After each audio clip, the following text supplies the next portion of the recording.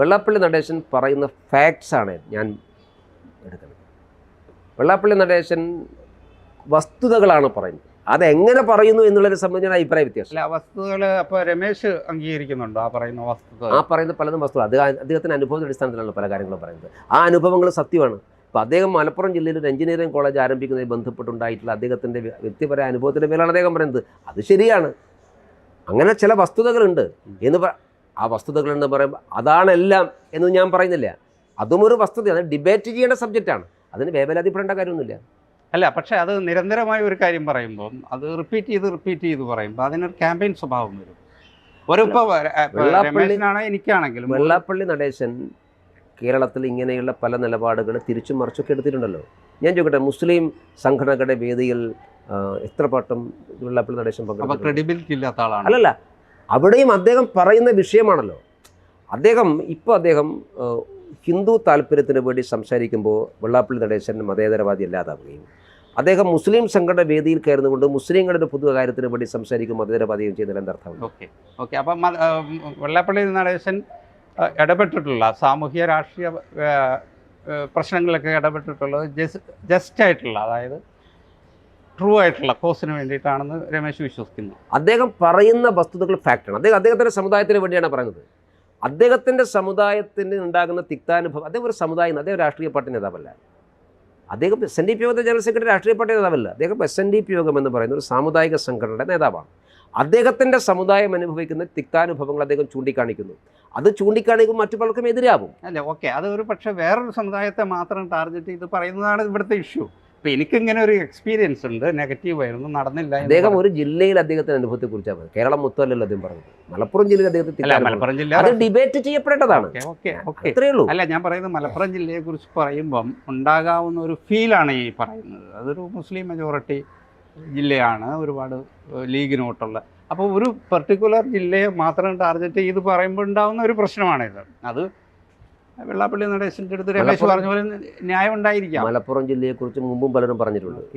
അത് മലപ്പുറം ജില്ലയിലെ എല്ലാവരും ഉദ്ദേശമല്ല. മലപ്പുറം ജില്ലയിലെ ലീഗിൻ്റെ അപ്രമാദത്തെക്കുറിച്ചും ലീഗ് മലപ്പുറം ജില്ലയിൽ നടന്ന സ്വാധീനത്തെക്കുറിച്ചൊക്കെ എത്ര വട്ടം CPMകാർ പറഞ്ഞിട്ടുണ്ട്, എത്ര വട്ടം കോൺഗ്രസ്സുകാർ പറഞ്ഞിട്ടുണ്ട്. ഇപ്പോഴും നമ്മുടെ സോഷ്യൽ മീഡിയയിൽ കിട്ടാൽ ആര്യാട മുഹമ്മദ് ഇന്റർവ്യൂ മലപ്പുറം ജില്ലയെക്കുറിച്ചും മലപ്പുറം ജില്ലയിൽ ലീഗിനെക്കുറിച്ചും മലപ്പുറം ജില്ലക്കാരനായ ഒരു കോൺഗ്രസ് നേതാവ് പറഞ്ഞ കാര്യങ്ങൾ.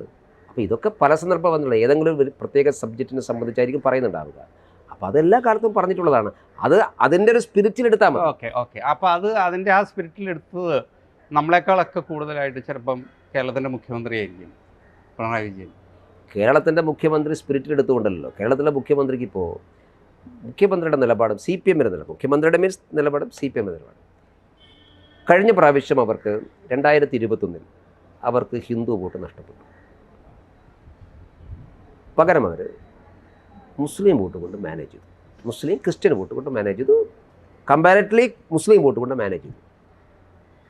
ഈ പ്രാവശ്യം ഹിന്ദു വോട്ട് തിരിച്ചു കിട്ടുന്ന ഒരു ഉറപ്പുമില്ല അവർക്ക്. പ്രത്യേകിച്ച് ശബരിമല വിഷയം കൂടി സജീവമായിട്ട് അതേ സമയത്ത് മുസ്ലിം വോട്ടോട്ട് കിട്ടാനും പോകുന്നില്ല. കാരണം മുസ്ലിം സമൂഹം ഈ പ്രാവശ്യം UDFൻ്റെ കൂടെയാണെന്നുള്ളൊരു ധാരണ വന്നിട്ടുണ്ട്. ഇതൊക്കെ ധാരണകൾ മാത്രമാണ്. അപ്പോൾ അതുകൊണ്ട് നഷ്ടപ്പെട്ടു പോയുള്ള ഹിന്ദു വോട്ട്, പ്രത്യേകിച്ചും ഈഴവ സമൂഹത്തിൻ്റെയും നായർ സമൂഹത്തിൻ്റെയും വോട്ട് തിരിച്ചു കിട്ടാൻ വേണ്ടിയിട്ടുള്ള ഒരു ശ്രമമാണ് ഇപ്പോൾ CPM നടത്തിക്കൊണ്ടിരിക്കുന്നത്. അതിലവർ വെള്ളാപ്പള്ളി നടേശൻ്റെ പ്രസ്താവനയുടെ പിന്നാലെ പോകും. പക്ഷേ ഇതേ വെള്ളാപ്പള്ളി നടേശനെ എത്ര പ്രാവശ്യം കുറ്റപ്പെടുത്തിയിട്ടുള്ള CPM. ഇപ്പോൾ VS അച്യുതാനന്ദൻ്റെ കേരളത്തിൻ്റെ മുഖ്യമന്ത്രി വെള്ളാപ്പള്ളി നടേശനെ പൂരമായിട്ട് കേരളത്തെ അവഹേളിച്ചപ്പോൾ ഈ CPM എവിടെയായിരുന്നു? CPM എപ്പോഴെങ്കിലും വെള്ളാപ്പള്ളി നടേശന് വേണ്ടി ഒരു പ്രസ്താവന അനുകൂലമായിട്ട് പറഞ്ഞു? പക്ഷേ പിണറായി വിജയൻ ഒരു മുഖ്യമന്ത്രി എന്നുള്ള നിലയ്ക്ക് അദ്ദേഹത്തിൻ്റെ പ്രസ്താവനകളെ റാറ്റിഫൈ ചെയ്യുന്നു, അല്ലെങ്കിൽ അത് റെഫർ ചെയ്യാതെ അതിനെ ഓവർലുക്ക് ചെയ്യുന്നു. ഈ ഇത്തരം രാഷ്ട്രീയ സാഹചര്യം രൂപപ്പെടുന്നത് വെള്ളാപ്പള്ളി നടേശൻ പറയുന്ന കാര്യങ്ങൾക്കുള്ള അംഗീകാരമായിട്ടല്ലേ? വെള്ളാപ്പള്ളി നടേശൻ പറയുന്ന വസ്തുതകളെ ഇവർ അംഗീകരിക്കുന്നില്ല. BJPയും CPM എന്നുള്ള വ്യത്യാസം അതാണ്. ഞങ്ങൾ റേറ്റിഫൈ ചെയ്യുന്നത് വെള്ളാപ്പള്ളി നടേശൻ കേരളീയ സമൂഹത്തോട് പറഞ്ഞ ഫാക്ട്സാണ്. അത് സത്യമാണ്. പിണറായി വിജയൻ അത് പറയുന്നില്ലല്ലോ. പറയട്ടെ, വെള്ളാപ്പള്ളി നടേശൻ പറഞ്ഞ കാര്യങ്ങൾക്ക് വസ്തുത. വെള്ളാപ്പള്ളി നടേശനെ കുറിച്ച് പറയും. വെള്ളാപ്പള്ളി നടേശൻ സമുദായിക നേതാവാണ്, വെള്ളാപ്പള്ളി നടേശൻ ആദരിക്കപ്പെടേണ്ട വ്യക്തിയാണ് എന്ന് പറയും. വെള്ളാപ്പള്ളി നടേശൻ കേരളത്തിലെ ജനങ്ങളുടെ മുമ്പാകെ വെച്ച വസ്തുതകൾ അത് ശരിയാണ്. ഓക്കെ. അപ്പം വെള്ളാപ്പള്ളി നടേശനെ വ്യക്തി എന്നുള്ള വെള്ളാപ്പള്ളി നടേശൻ പറഞ്ഞ പ്രധാനപ്പെട്ട ഒരു കാര്യം, കേരളത്തിൽ ഈഴവ സമൂഹം അതിന് ഡിസ്ക്രിമിനേഷൻ ഉണ്ട്.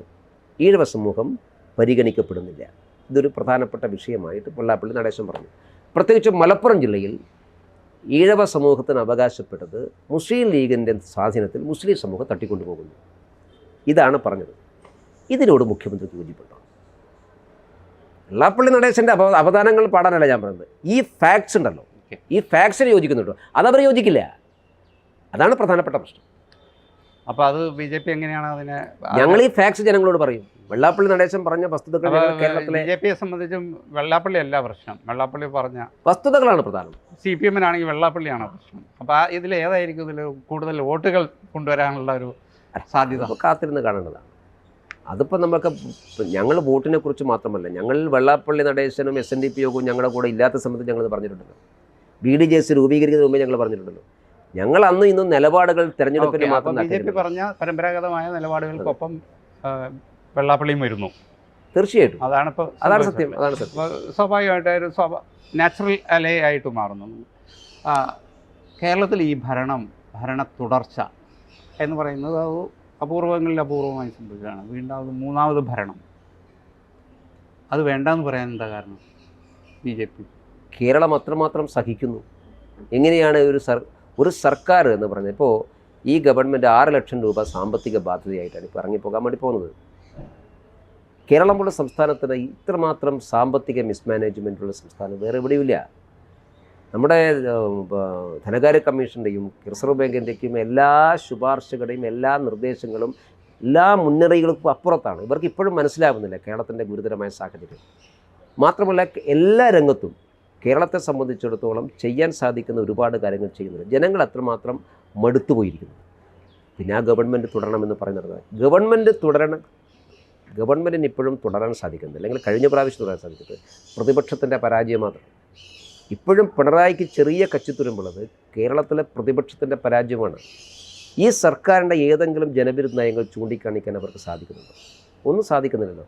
വളരെ എളുപ്പത്തിൽ ഈ സർക്കാരിനെ ബ്ലാക്ക്മെയിൽ ചെയ്യാൻ പിണറായി സർക്കാർ സാധിക്കും. ഇപ്പോൾ ഞാൻ ഉദാഹരണം പറയാം. ഇപ്പോൾ കഴിഞ്ഞ കുറച്ച് നാളുകളായിട്ട് കേരളത്തിലെ ഏറ്റവും സജീവമായിട്ടുള്ള ചർച്ചാ വിഷയം ശബരിമല സ്വർണ്ണക്കൊള്ളയാണല്ലോ. എവിടെയാണ് ഇപ്പോൾ കോൺഗ്രസ് ഉള്ളത്? കോൺഗ്രസ്സാണല്ലോ പ്രധാനപ്പെട്ട പ്രതിപക്ഷ പാർട്ടി. അവർ VD സതീശൻ്റെ ജാഥയിൽ കാഞ്ഞങ്ങാട് നിന്ന് തുടങ്ങുമ്പോൾ, കാസർഗോഡ് തുടങ്ങുമ്പോൾ 1-2 ദിവസം പറഞ്ഞു. അടൂർ പ്രകാശിനെ ചോദ്യം ചെയ്തതോടുകൂടി അത് അവസാനിപ്പിച്ചു. അപ്പോൾ അടൂർ പ്രകാശിനെ ഇങ്ങനെ മുൾമുനയിൽ നിർത്തുകയാണ്. UDFൻ്റെ കൺവീനർ അറസ്റ്റ് ചെയ്യണമോ വേണ്ടിയോ? ശബരിമല പ്രശ്നം UDF പറഞ്ഞാൽ അടൂർ പ്രകാശ് അറസ്റ്റ് ചെയ്യും. അപ്പോൾ ഇങ്ങനെ ബ്ലാക്ക് മെയിൽ നിർത്തുകയാണ്. ആ ബ്ലാക്ക് മെയിലിന് മുമ്പിലാണ് UDF. വല്ലപ്പോഴും അങ്ങനെയാണ്. ഇപ്പോൾ കഴിഞ്ഞ ഒന്നാം പിണറായി വിജയൻ എന്ന് കിട്ടിയ ഏറ്റവും വലിയ നേട്ടം എന്തായിരുന്നു അറിയോ? ഈ പ്രതിപക്ഷം നിയമസഭയിൽ അവതരിപ്പിച്ച ഒരു അവിശ്വാസ പ്രമേയമാണ്. ഇന്നത്തെ പ്രതിപക്ഷ നേതാവ് VD സതീശൻ അന്ന് നിയമസഭയിൽ അവതരിപ്പിച്ച അവിശ്വാസ പ്രമേയമാണ് ഗവൺമെൻറ് കച്ചിത്തുരുമ്പ് കിട്ടിയത്. ഇവരവർക്ക് അവസരം കൊടുക്കുകയാണ്. കേരളത്തിലെ UDFൻ്റെ നിഷ്ക്രിയമായിട്ടുള്ള പ്രതിപക്ഷമാണ്. മൂന്നാം പിണറായി ഗവൺമെൻറ് വരുമെന്ന ആത്മവിശ്വാസത്തിലൂടെ മുഖ്യമന്ത്രി പറയുന്ന ഒറ്റ കാരണം അതേ ഉള്ളൂ, ഇതാണ് പ്രതിപക്ഷം. അതുകൊണ്ടാണ് BJP ആ റോളിലേക്ക് എത്താൻ സാധിക്കാത്തതുകൊണ്ടാണ്. അതാണ് പ്രശ്നം.